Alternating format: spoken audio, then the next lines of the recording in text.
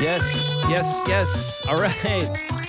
It's a Friday right here on KZSC. My name is Bennett Williamson. This is the time where you, the listeners, can help me and my special guests navigate through our next adventure here in the next hour. And you can do that by calling or texting 831-459-4036. And I'd love to bring on now my two guests. We've got James, Ryan, and Nina here in the studio with me. Hey, welcome. Thank you. How you doing? Great. Doing very well. Awesome. It's, really fun to be here. Are you ready to choose? We're ready to be helped to choose. Yeah. Did you do some like coin flips to dice rolls to warm we up? Could if you we know, need to. Yeah. I prefer the listeners to really carry that burden. So, James, I was introduced to you through a mutual friend. You are a PhD candidate here at UC Santa Cruz, and you're doing some research on branching narratives, which is another word for choose your own adventure. Exactly. Yeah, I'm not for long, but for the next 2 months, I'm a PhD candidate at the Expressive Intelligence Studio, which is a research lab here at UC Santa Cruz. Very cool. So at the Expressive Intelligence Studio, we're interested in the intersection of artificial intelligence and art and entertainment. Mm-hmm. But as part of that interest, we're also interested in what came before.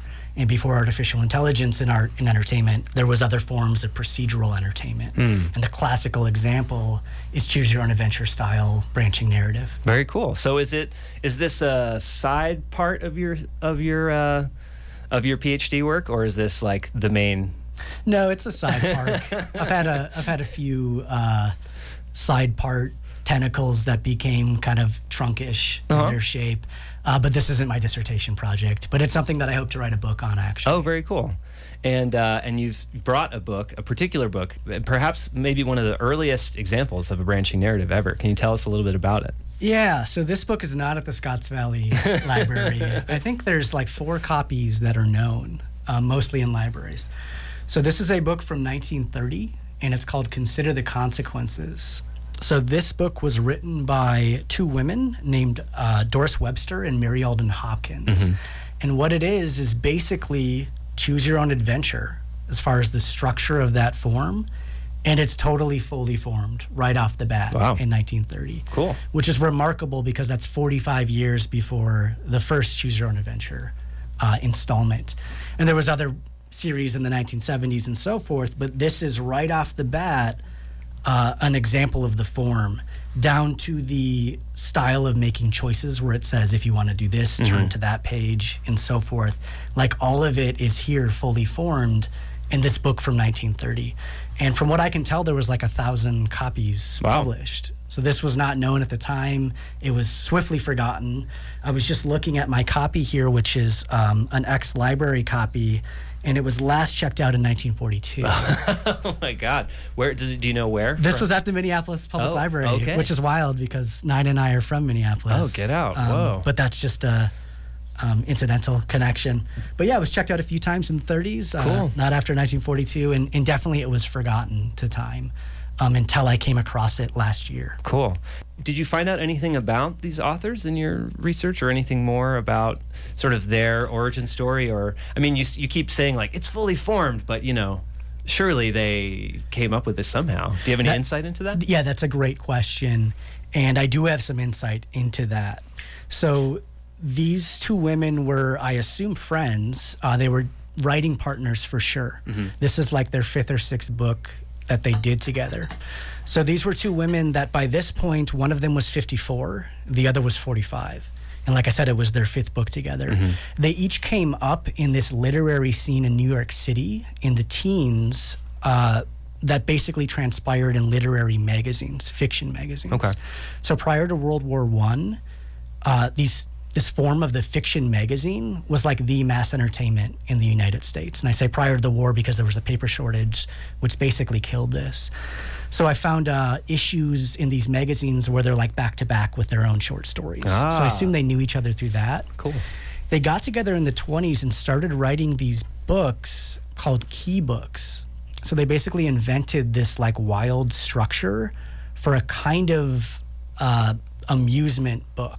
So how it worked was you would answer a series of questions about yourself, and each time you answered one of these yes or no questions, you would get a number that would be added to this key you were building. So each question you answered added a number. In the end, you had a string of numbers, And then you would like look up in the back of the book and get your fortune or find out who your best partner would be or your personality profile. Oh, amazing. So wow. You find that right away they were already experimenting with the form of the book, specifically what we'd call in my field the codex book, Sure. which is when you just have loose leaf pages that are bound together in this format, like books are, not scrolls, right, Okay. but books.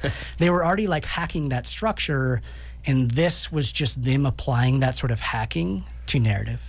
I wonder if they were interested in poetry at all, too. I mean, or other... That's sort of the key you were just describing in these other experimental forms of writing. So interesting to think that there was a moment when that was very radical, I'm sure. And I imagine they rolled with other like artists and authors that were into some experimental stuff. Yeah, I don't know if they did. A lot of what I've found out about them has been through just like classic genealogical research, Sure. looking at the censuses and seeing where they were. So I don't know much about their scene besides that it was transpiring in these literary magazines. But absolutely, you're right. This was radical. This idea seems so ubiquitous, seems so obvious to us because it's ubiquitous now through the Choose Your Own Adventure series. But the idea of interactive branching narrative is not obvious. It's like a radical idea that you could pack multiple plot paths into a book and let the reader decide which paths to take. So absolutely, this is a work that is experimental. They definitely had experimental leanings. I don't know if they were like hanging out with the Lost Generation or Concrete Poets or what have you. That's fine. I'll let my imagination run free. I like that. Until we can prove it one way or the other. So bring us into this book a little bit. Did we even say the title yet? I don't know if I did. I will say it now, perhaps for the second time. It's Consider the Consequences. Consider the Consequences. Now, I'm holding another Choose Your Own Adventure book from, I want to say the 1990s. And this one's called Secret of the Ninja. So like different vibe. I think we're going to get into a really different take tonight. But tell us a little bit about this book and then we'll get into it. You're absolutely right. This is not your classic sci-fi fantasy. Those trappings are not here, whereas they are there typically in the Choose Your Own Adventure and related series. Before we went on air, we were talking about the Goosebumps and interactive narrative series, which was my actual introduction to the form. Yeah, many people, I hope. Yeah, in that TV show, I loved Goosebumps.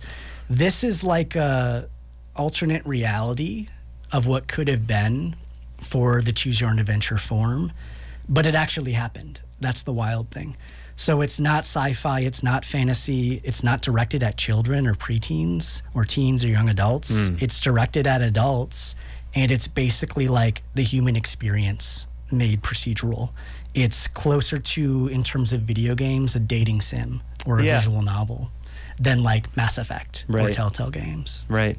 Very cool. And Nina, I was asking you before if it sounds like you weren't exposed to Choose Your Own Adventure books. No, I wasn't at all. And have you had you're going to be helping us read tonight? I am. And we've actually done this together before. Yeah, we went through and did our own gameplay when he first got it, and yeah, it was fun. Did you guys do a live reading somewhere, or just not a live reading, just live ourselves? In our living room. Hey, man, it's live. If there's two of you, that's an audience, I'm pretty sure. Well, we broadcast in 3 counties, so to all our listeners out there in Monterey, San Benito, and Santa Cruz County, and anyone listening worldwide at streaming.kzsc.org, you can call or text 831-459-4036. But please consider the consequences of what choices you may make. So let's go ahead and get started. Okay, so there's a little introduction that I'll read before we start. And then our first choice is going to be the first character select screen, if you will. And I know that you radio listeners can't see this, but what it is a table of contents that is essentially the character that you want to play as. But first, let me read this preliminary sequence. Or do you want to read it? You can read it. Okay, I'll read it. So this is a page right at the beginning of the book after the copyright, 1930 page. And it says at the top in all caps, consider the consequences. Life is not a continuous line from the cradle to the grave.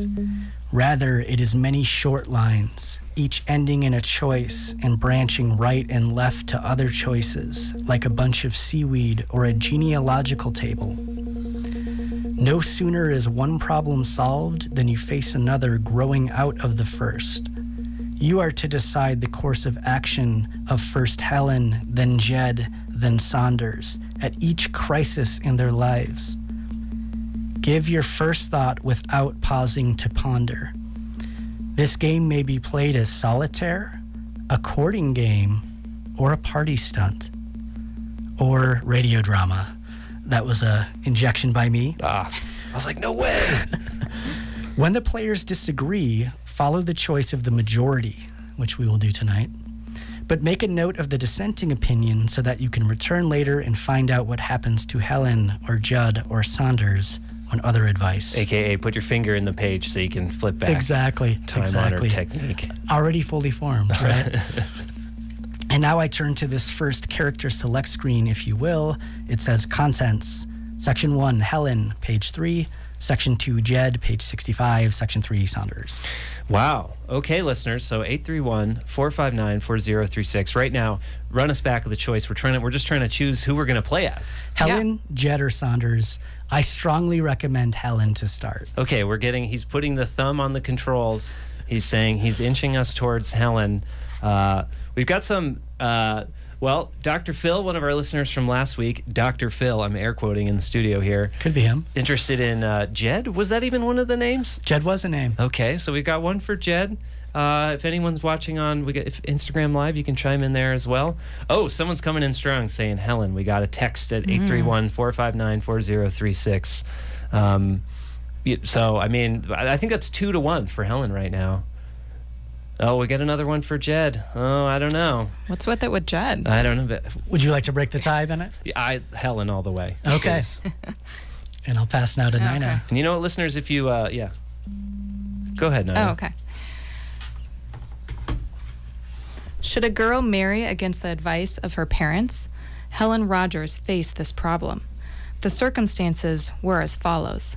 Helen, a slender, vibrant girl of 20 with soft, sleek, honey gold hair and honest gray eyes, was madly in love with Jed Herringdale, the only son of a very rich widow. The two had grown up together in Franklin, a small New England town. I know that place. It's a real place. Helen's parents, with middle-aged prudence, opposed her marrying him in spite of his mother's wealth. They admitted that Jed was a charming young fellow, but not being in love with him as Helen was, they could see his faults clearly. They pointed out that he never really settled down to work, although he made a pretense of selling bonds, that his health was poor, and that he took no care of himself, drinking more than that was good for him, staying up all night at poker games, and living on coffee and cigarettes. What a guy. Helen's brother Simon, who always did exactly as he wanted to himself, but from the very highest motives, called Jed a light-o'-love, and said he should think a sister of his would have more pride than to go around with a man who already been engaged to 2 girls. Wait. So, sorry, his brother? Her brother. Her brother. Oh, man. Doesn't like Jed. Yeah. People trying to stand in the way of love. But Helen knew the better side of Jed's nature. The eyes of love see virtues more clearly than failings. She knew that Jed loved her with his whole heart, and that he was thoroughly dissatisfied with his drifting, wasteful habits, and that he was looking forward toward a very different kind of life after they were married. She surely suspected that some of her parents' opposition rose from the fact that Mrs. Herringdale, his mother, had refused to recognize Helen as a possible daughter-in-law. Helen had heard that Mrs. Herringdale said she would rather see her son dead in a coffin than married to that Rogers girl. But everybody knew that Mrs. Herringdale was an unreasonable woman who accused her irrational jealousy by calling it mother love. Helen's family had their own candidate. They wanted her to marry Saunders Meade, holding that it is wiser to marry a man who is capable of earning money than one who may inherit it. The worst that can be said of Saunders is that he was exactly the kind of man parents would pick out for a son-in-law. Prudent, unromantic, hardworking, and devoted to Helen.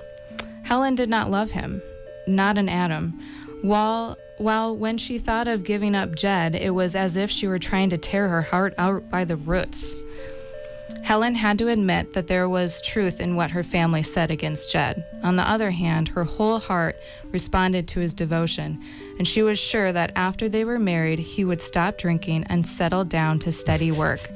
He had, moreover, a delicious, whimsical charm, so foreign to the serious Rogers family that Helen was captivated by. Helen now faced a momentous decision. Should she defy her family and marry Jed, following the dictates of her heart, or should she be as prudent as her parents would like her to be and refuse a marriage which presented difficulties as well as romance from the beginning? And here it is, the first choice point. The reader is to make the choice for Helen. If the first course is chosen, turn to paragraphs H1. If the second course, turn to paragraphs H2. So again, to recap, the decision is, does she choose to marry Jed, the freewheeling, free-drinking, poker-playing night owl who comes from a very wealthy family, or does she marry Saunders Meade, which is the safe choice that her parents are eager for her to I can't make? believe this is the first decision. Like, who do you marry? I thought we were going to get some foreplay in here, you know. I guess I don't know how far maybe this goes for her whole life. Yeah. It basically does, yeah. At the end, man, we're going to hear a recap of basically this person's entire life. Well, what do you think, listeners? 831-459-4036. We got Mary Jed, a couple of people calling for H2. Was that Mary Saunders? H2 was Saunders. We got two votes for Saunders, marry the rich guy. We got one vote for Mary Jed.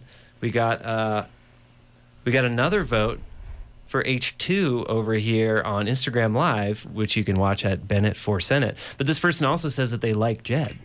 So, someone's coming in. We got to marry Jed, please. Oh. You know what? You know what would really settle this? If someone called 831-459-4036. Pick up that phone. We'll bring you right on here to make perhaps the most momentous decision. We got another no Jed vote. I think we're in the Saunders camp. Oh, we got a listener here. We can see if we can settle this one. All right, hold on there, listener. Hello, caller. Hi, please marry Jed. Please marry Jed. What's your name? Where are you calling from? This is Billy Mason from Santa Cruz. Oh, hey, Billy Mays. How you doing? Billy, I think we're going to marry Jed. Why don't you stick with us, and you can help us make the next choice as well. Thank you, Billy. Thank you. H1.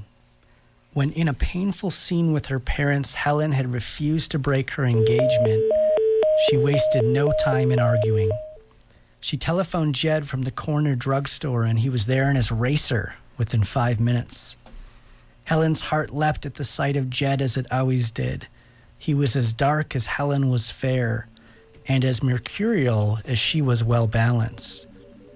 The sterling qualities of Saunders, her parents' candidate, stood no chance against Jed's charm. There was no pretense about Jed. He did what he felt like doing and didn't see any reason why he shouldn't. He found life pleasant and went out of his way to make it equally pleasant for other people. If Helen had more than her share of the hearty virtues, he had more than his share of the sunny ones. Once in the car with Jed, Helen, in the relief of having made a long-deferred and difficult decision, thanks to Billy, felt as if all her troubles were over. She told Jed what her father, her mother, and her brother had said, the story measured by mile after mile of moonlit road. Jed assured her that her parents were entirely wrong about him, and that it wasn't any of Simeon's business, anyhow. He admitted that he was not worthy of her, but cried in a burst of emotion that no man was worthy of the love of a good woman. He talked about her influence over him and said that she was the only person who had ever understood him. He would have gone on thus forever, but Helen's practical mind was on realities.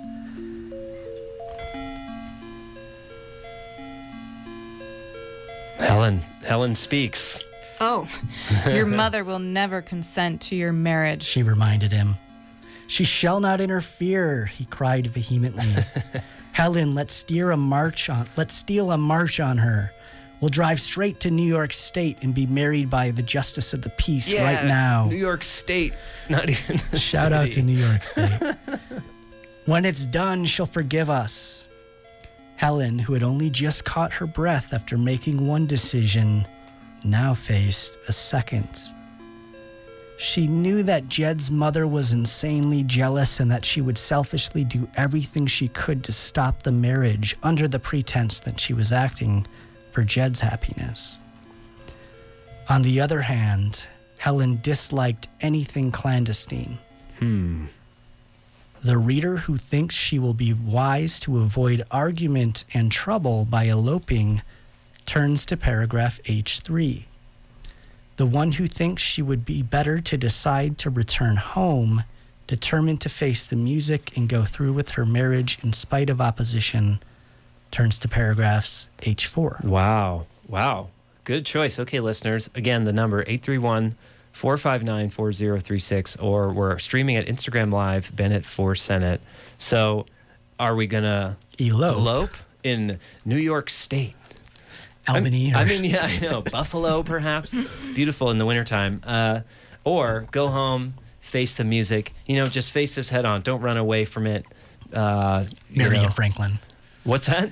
They will marry in Franklin. Marry in Franklin. Oh, that's right. We're in Massachusetts, my home state. I should keep that in mind. Let's see. Someone's chiming in and says Jed's mom is trouble.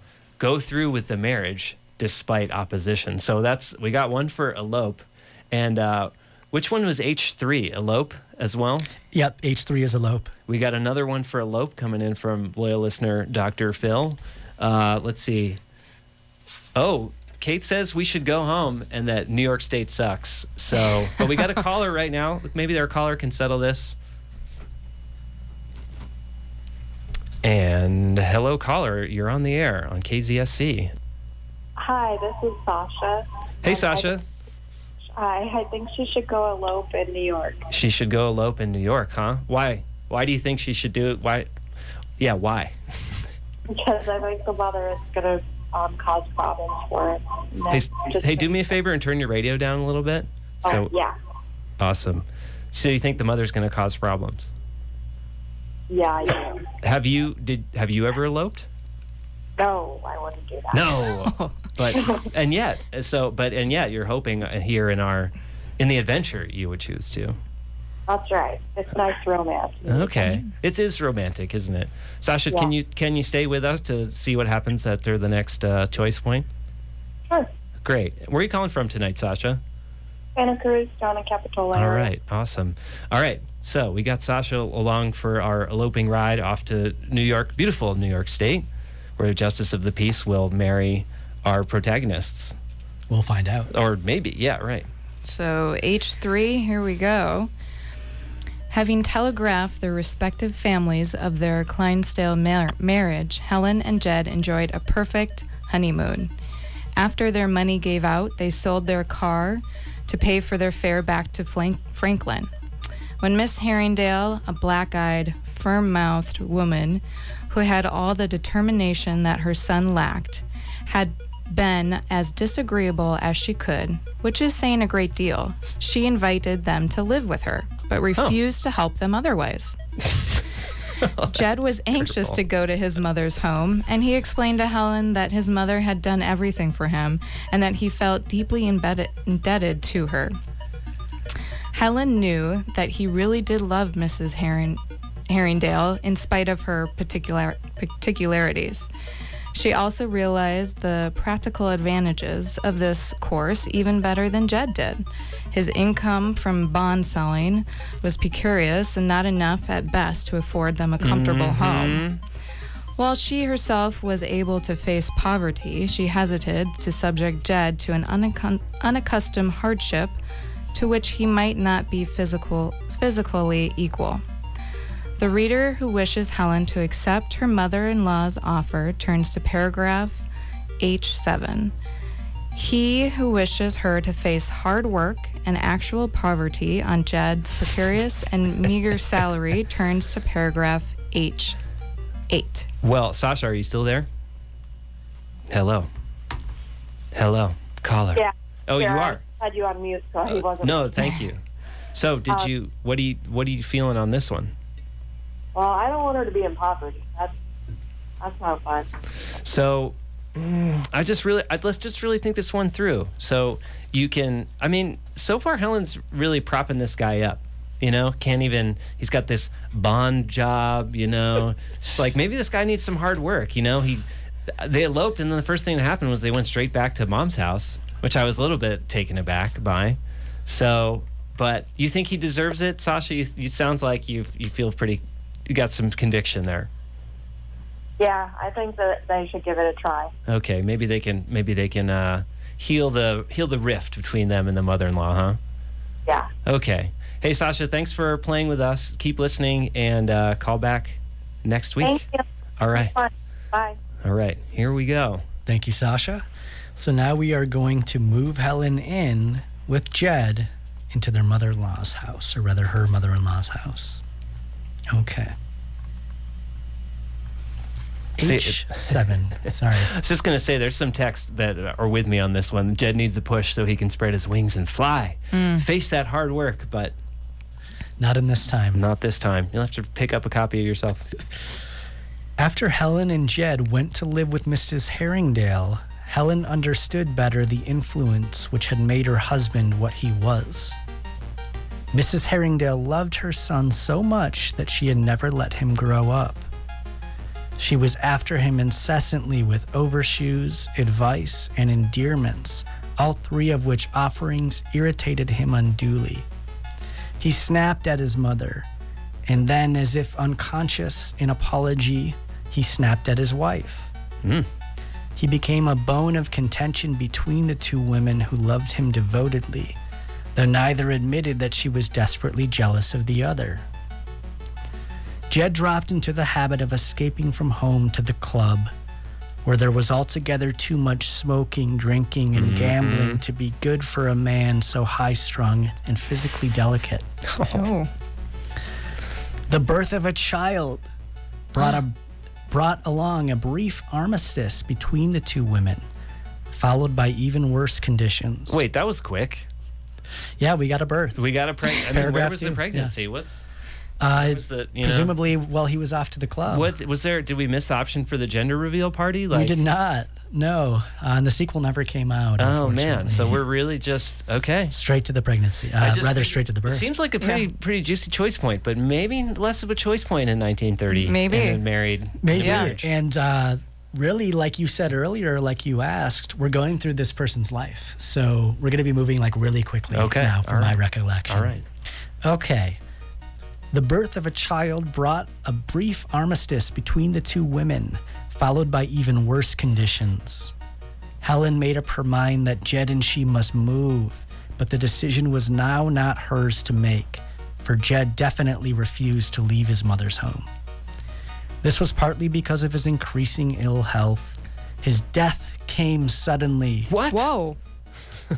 Leaving Helen financially dependent upon her mother-in-law. Oh, no. I thought that birth was fast. Oh, my God. Jed. Let me read that sentence again. Yeah, come on. His death came suddenly, leaving Helen financially dependent upon her mother-in-law, who would give her a home but refused her separate maintenance. I don't know what that means. The reader who feels that Helen should stay on in order to spare her frail child the dangerous hardships of poverty and ensure his inheritance turns to paragraph H14. The one who thinks it Helen's duty to leave the mother-in-law's house and the demoralizing influences which Helen believes ruin Jed's life and attempt to earn a living for herself and her child turns to paragraph H16. Oh my God, this is really different from all. Last week it was like, if you blast the giant ants with your laser blaster, go to page 7. This is like, oh my God. Kate's on here on Instagram Live. She points out that the patriarchy works fast. Right. You know what I'm saying? Sneaks up on you. So, and a couple of R.I.P. Jeds. Jed is dead. Yeah. Jed died for this. People having some memories of this guy. Seems like kind of a schmo, but so our choices are to move out of our mother-in-law's home. Or not. Or not. Or not. If you stay, the child gets the inheritance. You're not in hardship, right? But if you leave, Helen You're is in a single poverty. mother in poverty, and the inheritance is gone for the unnamed young child. Well, we know kind of what the family thinks about inheritance. Well, Helen's family thinks about inheritance, right?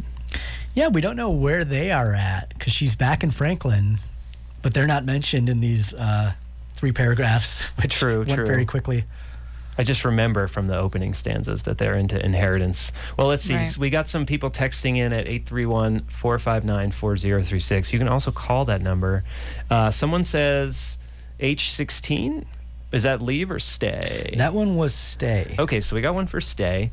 I see we got another one for leave, the mother-in-law. Joe wants to stay with the mother-in-law. Another one says, Mom is the closest thing left to Jed. Stay with what's left of the Jedish dead. That's good, and it rhymes. By the way, if you're texting in, make sure to put your name in here. Otherwise, I can't give you a proper shout-out when you're doing little rhymes. And then someone also said, this is why we need universal basic income. It's true. It would be a different... well, I think we've got 3 for stay and 2 for leave. Sasha's following up. She's a freewheeling one, but right now we've got 3 for stay, and one of those rhymes. And someone else is saying stay with Mom, so I think we got to stay. We got to stay. Yeah. Okay. So to H14. Here we go. Helen felt that she was more like her child's nursery governess than his mother. In the years that followed Jed's death, when she lived with Mrs. Herringdale and was dependent on the generosity in which that lady was sadly lacking. The grandmother had the power because she had all the money. She dictated the child's life to the slightest details and gave him all his treats. Consequently, it was to her that he naturally turned when he wanted anything. Any opposition on Helen's part threw him into a tantrum that was considered bad for his heart. Helen could not see much of the young people of Franklin because she had no clothes, no pocket money, no liberty, and her friends were not welcome in the old lady's home. After a few years of this, she was too discouraged to care about good times. Mrs. Herringdale exerted her tyranny for 20 years when she died, leaving all her money in a trust fund for her grandchild. Young Jed had no great affection for his hometown, where he had an unhappy childhood, and after settling an allowance on his mother, he went abroad, married, and never again stayed for any length of time in Franklin. He never came back for Christmas. Helen picked up what loose ends she could, interested herself in civic matters, and learned to play an excellent bridge game. Her active unhappiness had ceased, but expecting for her honeymoon with Jed, she had never known what it was to live joyously. The consequence of Helen's choosing the prudent course was that she was safe. Wow. So that's how each path ends, with this sentence beginning the consequences of, and it sort of recaps the thrust of the choices you made. Okay. And then there's a ultimate ramification. Nina, can you read what did we? Something. So the consequence of Helen's choosing the prudent course was that she was safe. She chose the safe course. So you were posting some images of this book on Twitter earlier, James. And actually, if people want to find you on Twitter, how can they find you? It's at XFOML. Okay. And there were some charts on there of like the branching narratives themselves. Were those from the book, or was that something that you... Yeah, so one of the really cool things, among many, but one of the coolest about this book is that these plot graphs, these branching plot graphs, are actually printed in the book. Mm-hmm. So in the Choose Your Own Adventure series, that was never done, but it's actually a part of the hobbyist culture around branching narrative. Is people would like go through the book and write things down and build up these little graphs and share them online. This did that in the book itself in 1930. Cool. So it's just another case of this artifact like fully anticipating what was going to come in like our childhood, 60 years later, which is just really wild. Well, we've got probably about 10 to 12 more minutes of reading time, maybe 10 to 15. So why don't we jump back all the way to the beginning? Well, we could do Jed or Saunders. Yeah. Jed seemed to be a fan favorite. Perhaps we could play through Jed. Yes. So let's go ahead and start playing through Jed, and then we'll let the listeners chime in. Today we're reading from Consider the Consequences from 1930. Definitely the oldest and potentially the first branching the oldest thing we've ever read on this show. It's the earliest known one. And the with earliest multiple known. choice points. There was cases of choose your own ending, but never this like clearly branching narrative. So here we go with Jed, who was our husband in the first run through. But that didn't happen yet now. That's right. Jed Herringdale was the only son of a widow. If she had been a poor widow, he would have been very different, perhaps a finer character, for he would have had been expected to assume responsibility early. But she was so very rich that she took care of him too much and too long for his best good. Jed was fundamentally fine, but he did not have drilled into him in early youth the tiresome habits of getting to his appointments on time, knowing how much money he spent, doing things he didn't want to do because somebody else thought he ought to do them, eating what was good for him and not drinking what wasn't. In brief, he was not healthy nor wise, but he was wealthy and a darling. To know him was to love him and also to nag at him. Jed grew up in Franklin, a small New England town. He went to the high school because it was the best school there, but took his senior year in prep school. From prep school, he went to Harvard, where he had a wonderful time and got through his freshman year. Wonderful time. By the skin of his teeth. Did you go to Harvard as well? No. I just love this good-for-nothing guy. Yeah, he went to Harvard. Right. He came back to the old hometown for his summer vacation in the swaggerest clothes ever seen there. Swag. And driving a racing car which he called the Scarlet Siren, capital S's. The first Sunday after his return, his mother took him to church to show him off. And in the afternoon, in the consciousness of duty well done, he picked up the first acquaintance who he met, square-shouldered Saunders Meade, a clerk in the local emporium, and the two lads started off in the Scarlet Siren in search of golden adventure. If you recall, they were the two potential beaux for Helen in the first one. The car took them to Whoopee Land, where they were just in time to pay the entrance fees for two damsels, one fair as noonday and the other black-eyed, like the dark lady of Shakespeare's sonnets. Parenthetical, Jen had freshman English. Okay. They exchanged names. Do we know what Whoopee Land is? Sorry. We don't. It's capitalized and hyphenated. But they got there right in time. I think it's a fun place. They exchanged names as they went round and round in the Ferris wheel. Oh, okay. Okay, yeah, some kind of amusement park. They clung to each other duly, and shooting the chutes, they kissed each other conventionally in the dark mill, and by that time they were well enough acquainted for the Scarlet Siren to hurry them to a roadhouse for food and possibly something to drink. Jed was a fairy prince to Gwen Murphy, and she was Brunhilde to him. The strength and sureness of this uneducated young woman were restful to Jed, who was too sensitive and nervous to be husky. Jed's sophistication and slim grace were to Gwen a glimpse into another world, which she had always longed to enter. Love at first sight had come to both, and though Saunders sensibly dropped his lady, Love, on her doorstep at an early hour, and prudently rang the bell before he gave her a passionate goodnight kiss, Jed drove through Arcady with Gwen all night, speeding home in a panic in order that she might get herself safely tucked into bed before her father got up. This was the prelude to the most wonderful summer that either of them had ever known. Jed drifted into passionate love, evading disquieting thought. Gwen, deliberately facing the facts, was willing to brave scandal and the gossip which was already arising in order to have her love. Before college opened in the fall, Jed had to face the first big decision of his life. Gwen told Jed that they must marry at once because she was going to have a child. Jed found that the matter did not involve simply herself and Gwen. It also involved his mother. Uh-oh, she's back.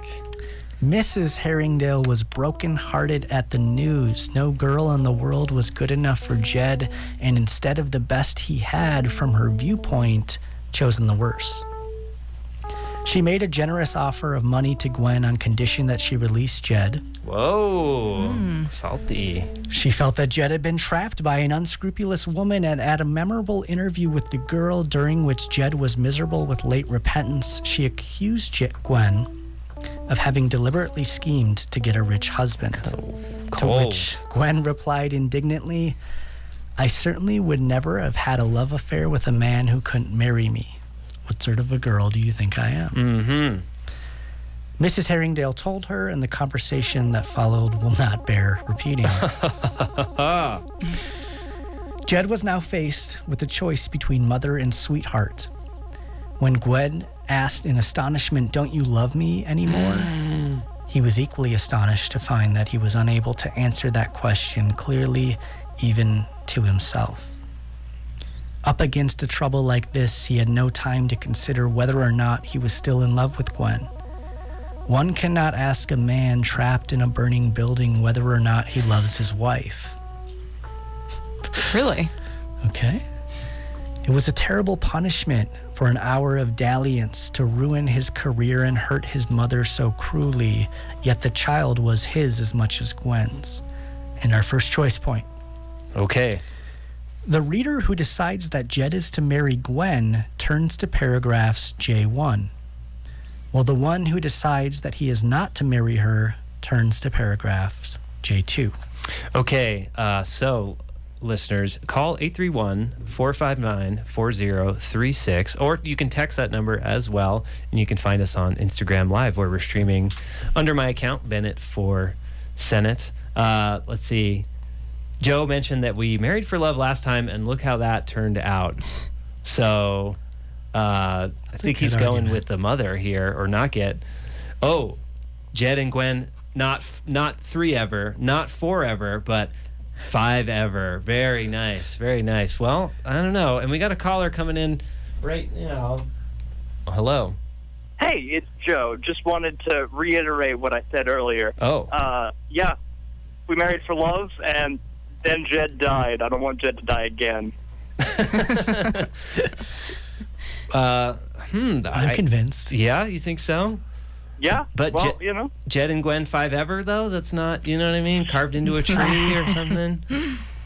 All right, you know what? I think you braved the waters and called in, Joe. So let's, in these next couple minutes, let's find out what happens if we split. All right, thanks, Joe.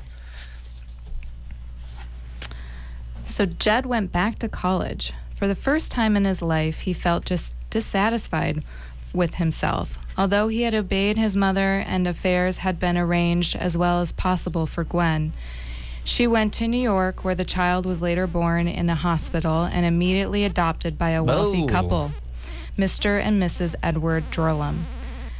To escape the reproaches of his conscience, Jed took to drinking with a fast set, and as a result failed to pass his examination at mid-years.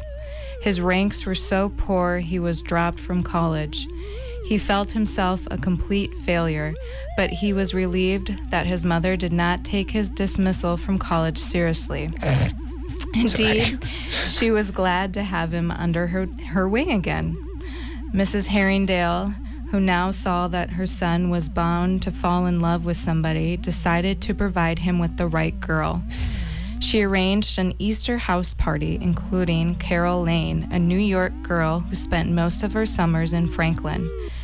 Carol was a gay, affectionate little thing who mistook the intensity of her shifting emotions for deep intellectuality. She was an Some shade right there. Sorry. She was extraordinary pretty, except in her photographs, which overlooked her enchanting blonde coloring and quick changes of expressions and made her look insipid. When there was a party, she was on the tips of her toes.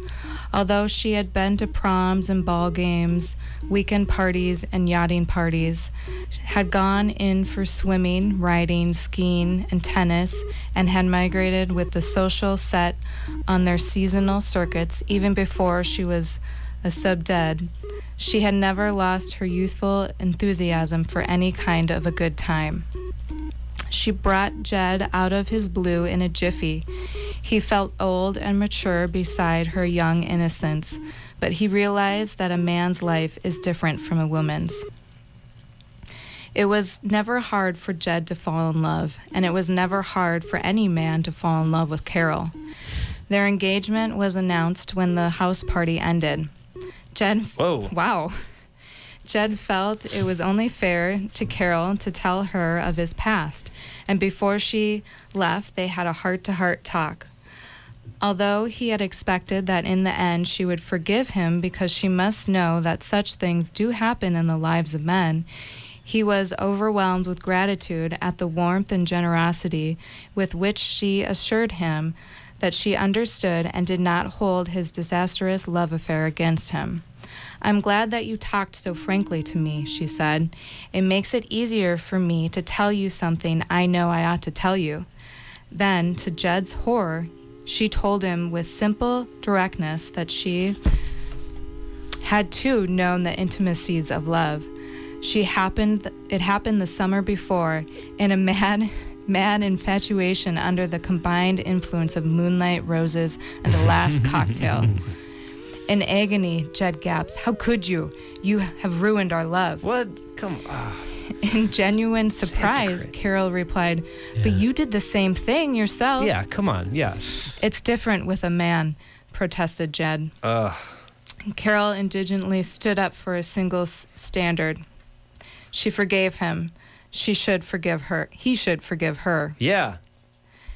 If the reader who wishes Jed to go on with the marriage turns to paragraph J5, while the one who wishes him to break with Carol turns to paragraphs J6. Well, Nina, we're getting close to the end here, so I'm going to let you make this choice. And I should remind the readers, I mean, part of our reactions here is this book's from 1930 and is a little dated as such, but it's adding a funny piece of drama, you know, the things that you would think of as being choices or you know, things for great consideration in our modern lives are not what they were. So